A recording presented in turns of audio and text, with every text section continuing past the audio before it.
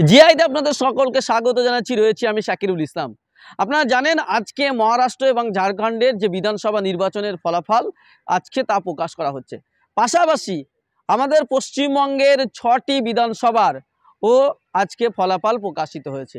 এছাড়া উত্তরপ্রদেশ, আসাম, কেরালা যে সমস্ত রাজ্যে বিহার উপনির্বাচন ছিল সেই উপনির্বাচনের ফলাফল কিন্তু আজকে প্রকাশিত হচ্ছে।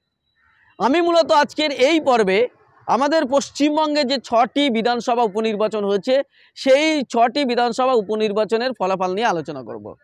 প্রথমে জানিয়ে রাখি, আমি এই মুহূর্তে যখন ভিডিওটি করছি 3টা বেজে 28 মিনিট এখন ভিডিওটি রেকর্ড করছি। এই মুহূর্তে যে আপডেটটা পাচ্ছি সেটা হচ্ছে 6টি আসনের মধ্যে 5টি আসনে অলরেডি তৃণমূল কংগ্রেস জিতে গেছে এবং একটি আসন রয়েছে যেটা এখনও ফলাফল চূড়ান্ত হয়নি, তবে সেই আসনটিতেও সেটা তৃণমূল কংগ্রেস জিতবে। সেটা হচ্ছে তালডাঙ্গা।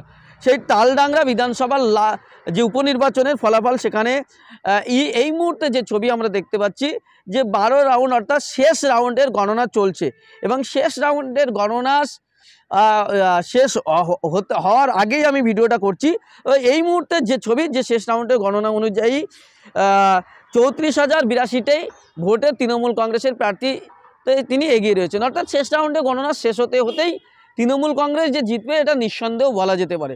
ফলে পশ্চিমবঙ্গে যে 6টি উপনির্বাচন, যে 6টি বিধানসভায়, সেই 6টি বিধানসভায় 6টিতেই তৃণমূল কংগ্রেস একেবারে জয়ী। অর্থাৎ 6-0 বিরোধীরা হারলো এবং 6-0তে তৃণমূল কংগ্রেস জিতেছে।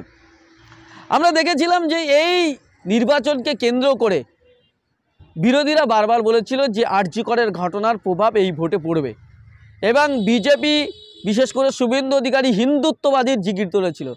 তিনি বলেছিল যে হিন্দুদের বাঁচাতে হলে নাকি বিজেপিকে ভোট দিতে হবে, নানা হুজুগ তুলেছিল।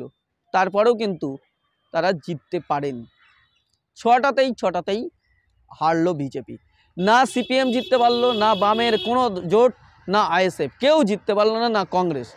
তো আমি এই 6টা বিধানসভার কে কত ভোট পেয়েছে সেইগুলোই আপনাদেরকে জানাবো। প্রথমে আমি যদি জানাই, আমাদের ওয়েস্ট বেঙ্গলের প্রথম যিনি জিতেছেন বাই ইলেকশনে আপডেট যেটা এসছে, সিতাই উপনির্বাচনে যেখানে তৃণমূল কংগ্রেসের প্রার্থী ছিল সঙ্গীতা রায় তিনি প্রার্থী হয়েছিলেন তৃণমূল কংগ্রেসে এবং তার বিপক্ষে বিজেপির প্রার্থী ছিলেন দীপক কুমার রায় এবং কংগ্রেসের প্রার্থী ছিলেন হরিহর রায় সিংহ এবং ফরওয়ার্ড ব্লক অর্থাৎ বাম জোটের প্রার্থী ছিলেন অরুণ কুমার বর্মা। তো সেই সিতাই বিধানসভা উপনির্বাচনে তৃণমূল কংগ্রেসের প্রার্থী সঙ্গীতা রায় তিনি ভোট পেয়েছেন 1,65,984টি এবং তার নিকটতম প্রতিদ্বন্দ্বী বিজেপির প্রার্থী দীপক কুমার রায় তিনি 35,348টি ভোট পেয়েছেন। অর্থাৎ তৃণমূল কংগ্রেস এই আসনে বাই ইলেকশনে সবচেয়ে বেশি ভোটে জিতেছেন। 1,30,636টা ভোটে জিতেছে তৃণমূল কংগ্রেস।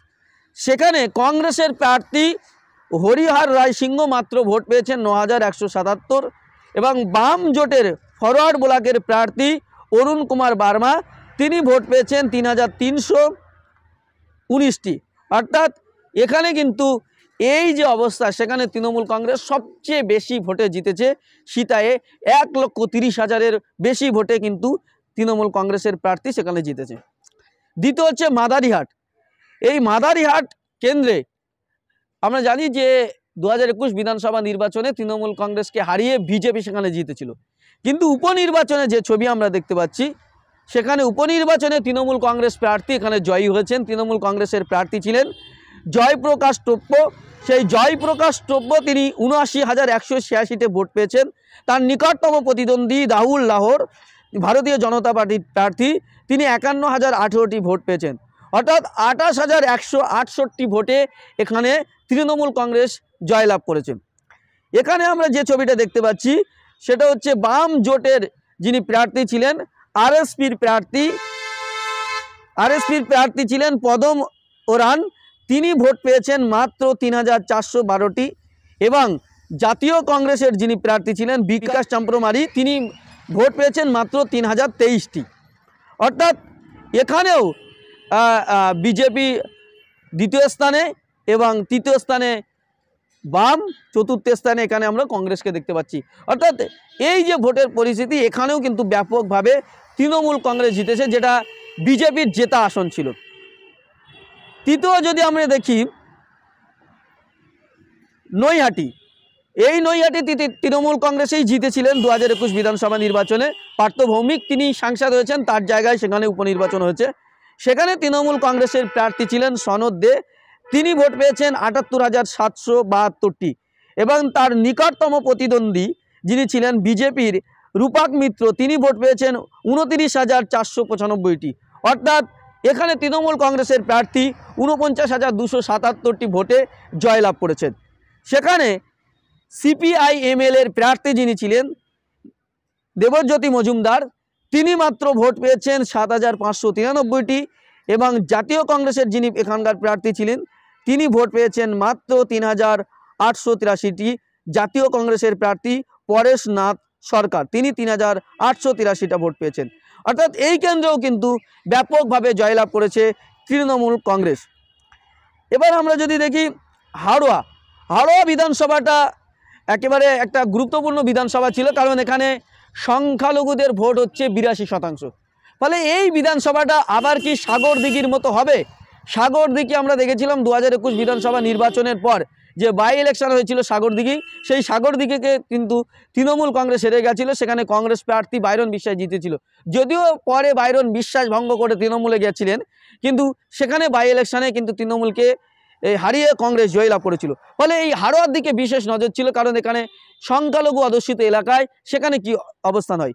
সেখানে আমরা যে ছবিটা দেখতে পাচ্ছি, এখনো পর্যন্ত সবচেয়ে হাইয়েস্ট ভোটে জয়লাভ করেছে এই 6টি বাই ইলেকশনের মধ্যে, সেটা হচ্ছে হাড়োয়া বিধানসভা।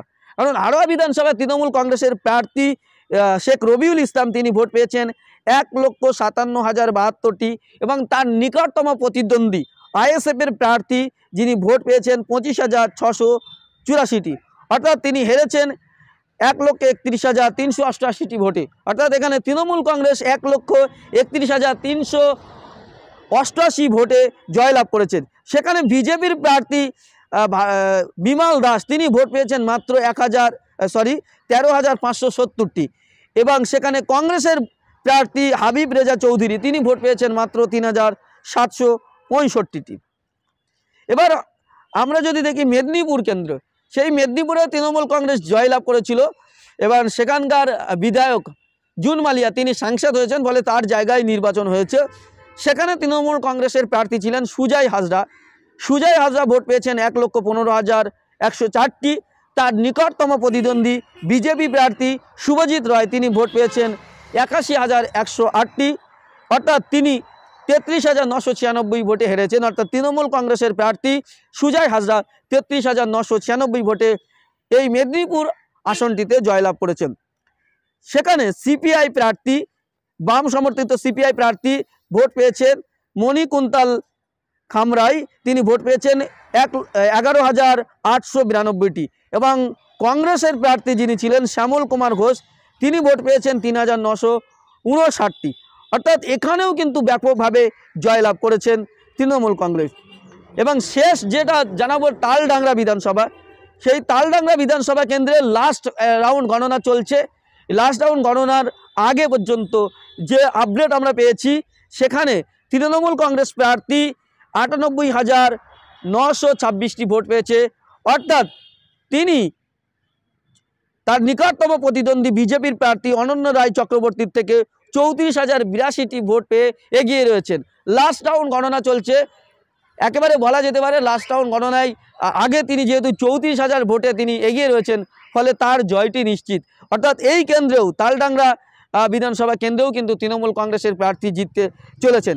সেখানে বিজেপি প্রার্থী ভোট পেয়েছেন 64,844টি এবং CPIM এর প্রার্থী যিনি এখানে ছিলেন দেবকান্তি মাহান্তি, তিনি ভোট পেয়েছেন 19,430টি এবং কংগ্রেসের প্রার্থী তুষারকান্তি সান্নিগ্রহী, তিনি ভোট পেয়েছেন মাত্র 2,822টি। অর্থাৎ এখানেও একই ছবি আমরা দেখতে পাচ্ছি যে 6টি আসনে 6টিতেই তৃণমূল কংগ্রেস জয়লাভ করেছেন এবং ব্যাপকভাবে জয়লাভ করেছেন। বিশেষ করে হাওড়া বিধানসভা কেন্দ্র এবং সিতাই বিধানসভা কেন্দ্র, যেখানে 1,30,000-এর বেশি ভোটে তারা লিড নিয়ে জয়লাভ করেছে। বাকি সব আসনেই ব্যাপক মার্জিন নিয়ে জয়লাভ করেছে। এই ছিল আজকের বিধানসভা উপনির্বাচনের ফলাফলের আপডেট। আপাতত এখানে শেষ করছি, দেখা হচ্ছে অন্য কোনো এপিসোডে। ততক্ষণ ভালো থাকবেন, সুস্থ থাকবেন, ধন্যবাদ।